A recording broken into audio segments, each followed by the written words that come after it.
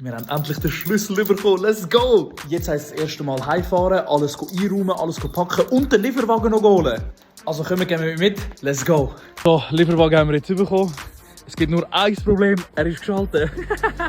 Jetzt heisst es erst mal heimfahren, alles Zeug packen. Ich habe jetzt nicht wirklich so viel, habe ich zumindest das Gefühl, aber meine Mama hat mir schon gesagt, Max, es könnte knapp werden.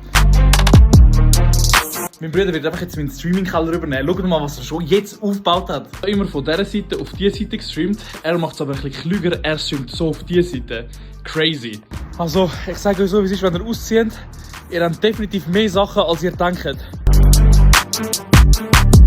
So, jetzt haben wir alles da reingepackt. Alles. Ich sage euch, schlimm. Jetzt heisst es zurückfahren, alles abladen, zu meiner Freundin fahren, alles abholen, alles abladen. Let's go. So, noch schnell Verstärkung holen. Let's go. So, wir sind jetzt angekommen. Jetzt alles im zweiten Stock.